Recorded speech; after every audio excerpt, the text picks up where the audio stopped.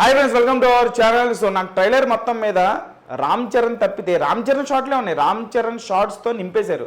ఇంకెవరైనా కనిపిస్తారా? ప్రస్తుతం ఆ ఫేజ్లో ఉన్నారు. స్క్రీన్ ప్రెజెన్స్కి మీనింగ్ లాగా మారిపోయారు రామ్ చరణ్ గారు. అసలు ఒక్కొక్క గెటప్ ఒక్కొక్క డైమండ్, ఆ డెడికేషను. ఒక ఐఏఎస్ రోల్ అంటే ఒక ఐఏఎస్ రోల్లో ఒక ఆఫీసర్ ఎట్లా ఉంటాడో అట్లనే ఉన్నాడు. ఒక పోలీస్ గెటప్లో ఒక పోలీస్ ఆఫీసర్ ఎట్లా ఉన్నాడో అట్లనే ఉన్నాడు.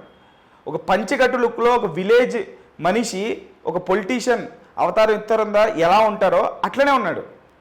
అప్పన్న క్యారెక్టర్ గురించి మాట్లాడాలి. నిజంగా ఆఫ్టర్ చిట్టిబాబు ఖచ్చితంగా అప్పన్న క్యారెక్టర్కి నేషనల్ అవార్డు వస్తుంది. దాంట్లో ఎటువంటి సందేహం లేదు. అప్పుడు మిస్ అయింది, ఈసారి అసలు మిస్ అవ్వదు. రామ్ చరణ్ గారి అప్పన్న క్యారెక్టర్ హార్ట్స్లో నిలిచిపోద్ది. ఫ్లాష్ బ్యాక్ క్యారెక్టర్ అని చెప్పేసి చెప్పారు శంకర్ గారు. అసలు అప్పన్న క్యారెక్టర్ అనేది నెక్స్ట్ లెవెల్. నా పార్టీ సేవ్ చేయడానికి, డబ్బులు సంపాదించుకోవడానికి కాదు అని చెప్పేసి చెప్పే డైలాగ్ కానీ, అంటే ఒక మంచి హార్ట్ వ్రెంచింగ్ ఎపిసోడ్లా కనిపిస్తుంది ఆ అప్పన్న క్యారెక్టర్ ఎపిసోడు. అలాగే రామ్ చరణ్ అప్పన్న క్యారెక్టర్ పక్కన వైఫ్ యాక్ట్ చేసిన అంజలి గారు, వీళ్ళిద్దరు కెమిస్ట్రీ భలే ఉందబ్బా, సూపర్గా ఉంది. అసలు మధ్యలో ఫోన్ మాట్లాడుతూ ఆ చెప్పే డైలాగ్ ఏదైతే ఉందో అది నాకు చిట్టిబాబు కనిపించాడు. మరొకసారి చిట్టిబాబుని అప్పన్నలో చూస్తామా?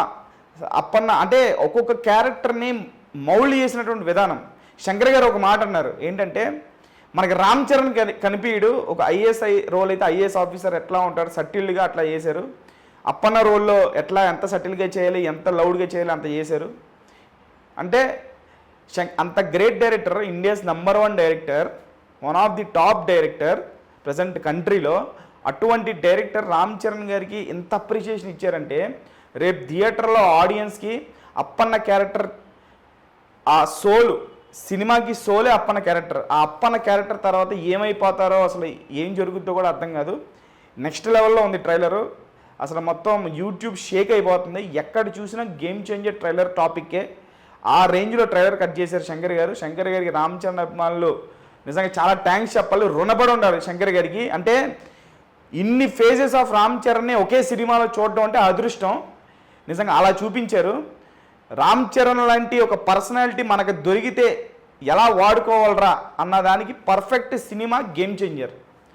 ఖచ్చితంగా రేపు అప్పన్న క్యారెక్టర్ చూసిన తర్వాత నేషనల్ అవార్డు అనేది ఖచ్చితంగా రామ్ చరణ్ తప్పితే 2025లో చాలా సినిమాలు రిలీజ్ అవుతాయి, కానీ ఇంపాక్ట్ సినిమా థియేటర్ నుంచి ఆ క్యారెక్టర్ చూసి బయటకు వచ్చిన ప్రతి ఒక్కడో కొన్ని రోజులు మైండ్లో అలా మెదులుతూనే ఉంటుంది అప్పన్న క్యారెక్టర్ నేను అనుకుంటున్నాను.